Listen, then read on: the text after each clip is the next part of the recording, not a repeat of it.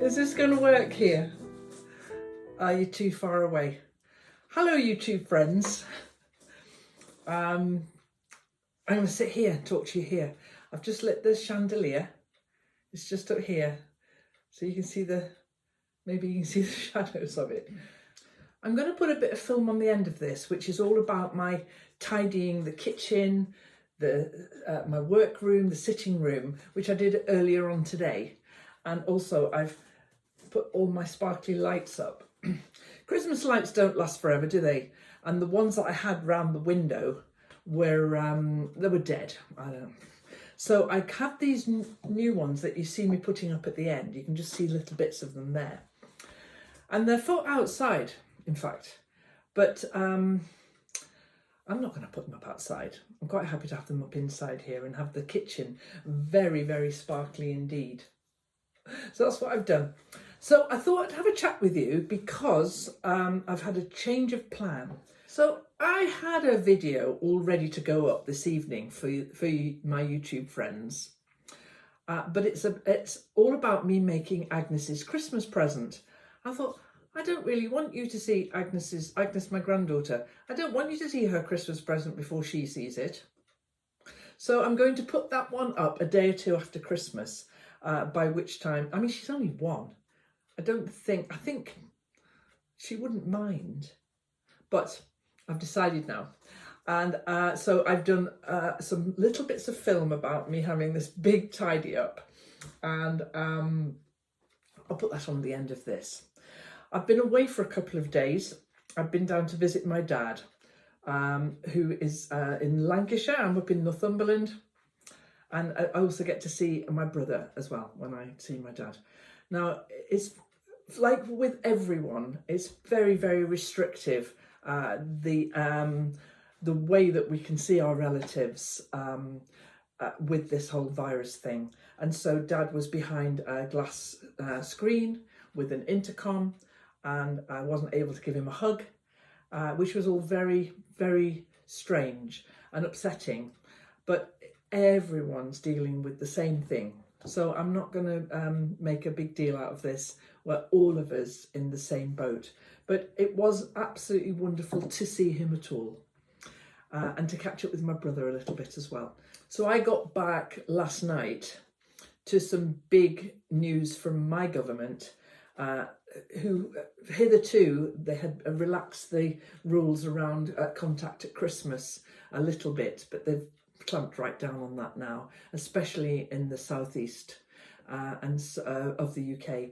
It doesn't really affect me. It doesn't change what I'm allowed to do here, but it definitely changes what quite a lot of people down in that part of the country. So if you're one of them, then I'm really, really sorry for all that upset, especially if you had plans, even modest plans for Christmas. It's going to be the weirdest Christmas. We all knew that. But last night there was just like a new directive. It just goes to remind us, doesn't it, that, you know, we're nowhere near past this pandemic. And so, you know, what we have to be is patient with it all. It's hard. I know it's hard. So I got back to all those announcements last night.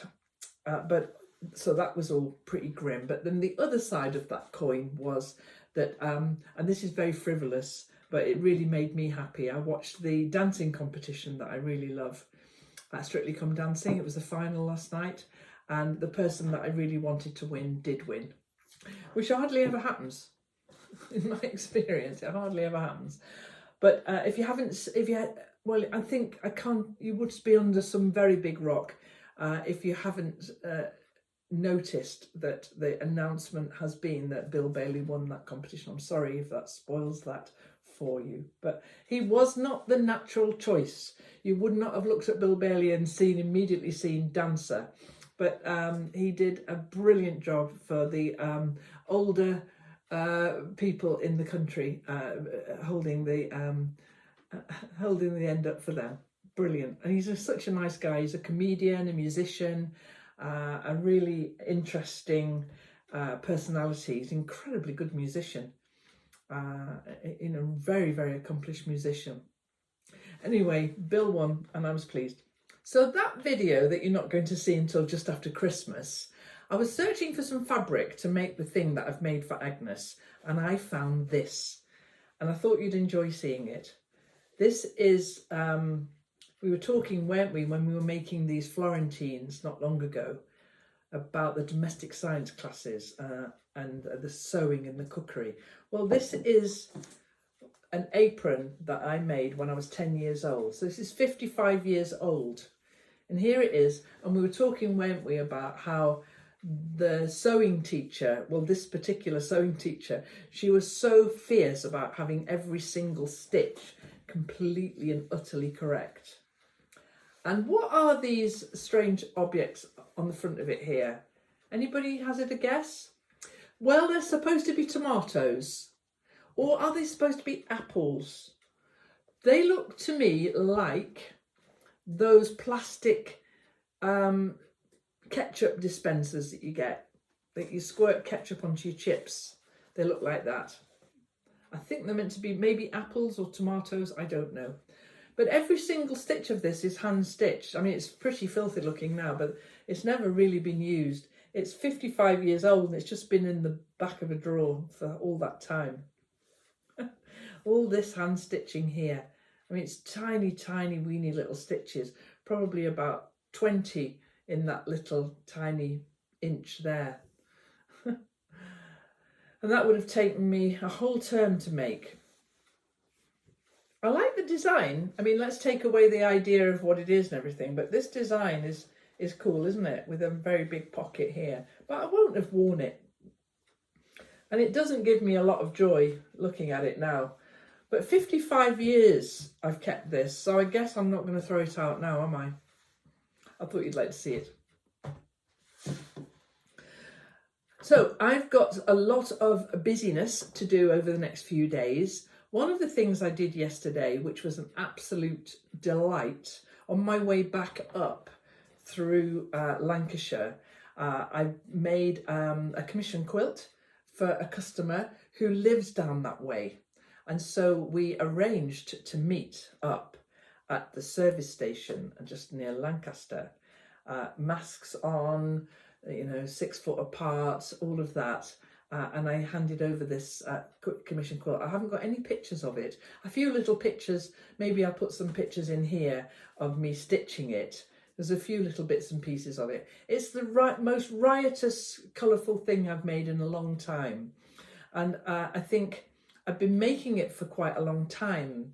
It's been on and off that table, I don't know how many times. And because I have this idea, this practice of not wanting anyone to see, if it's your commission quilt, I don't want people to see it until that person's seen it. I mean, there were a few pictures on Instagram that leaked out, but I don't make a video about that. But I'll try and find some pictures to put in here. It was all K-facet fabric and it was the most colourful. I absolutely loved making it. I really love making it. And it's the person who's received it was very, very patient. I mean, I was so grateful to how patient she was, because it took a long time to make it because of all the other things that were going on. It came at quite a difficult time, this commission, because my fault. I had a lot of shipping and a lot of stuff that I was trying to do. But what I can tell you now is what was absolutely lovely. So when things got a little bit too much in the planning and organising of everything I was doing, I would just clear the table off and get this quilt out, put on a good movie and just stitch for a couple of hours. And it was a bit of a lifesaver in many respects. But I'll tell you something, I'm really missing it, because it was always somewhere. It was hanging over the clothes dryer, or it was on the table, or it was pinned on the design board. And so, and I've lived with it for quite a while, and I'm quite missing it now, Alison. But you're enjoying it, so that's okay. So I need some more colourful projects, and I have got plenty of things in mind, of things that I want to do. More of that in future videos.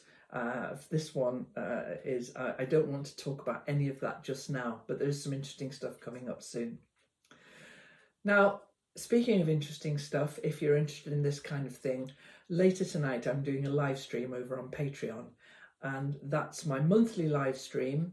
And I know if you heard that I was talking about doing a Zoom chat, we did that. That was last week and it was absolutely brilliant. But not everybody on that tier wanted to do the Zoom chat. So I'm just doing my usual live stream tonight at 8 o'clock Greenwich Mean Time on the 20th of December 2020, if you're watching this in 5 years' time. So you're most welcome to come and join us there. It'll just be, I think there can't be any questions left now. People usually ask me questions. I put a post up the week before and people put questions in. There surely can't be any more questions. But if there are, I'll talk about them. Happy to do that. So for now then, I'm going to edit this and put this up for you. What comes next is a whole load of tidying up, some lovely music from Epidemic Sounds. I hope you like it. And just some buzzing around and tidying the house and putting up these Christmas lights, which I think look quite nice. So you will see the video of me making Agnes, my granddaughter Agnes's Christmas present very soon, but not before Agnes sees it. I think that's fine. I think doing that's fine. And so for now then, oh, I am doing some knitting. So this is a sort of television knitting. Here it is. I can show you this, and here's a bit of a clue. It's can you see it?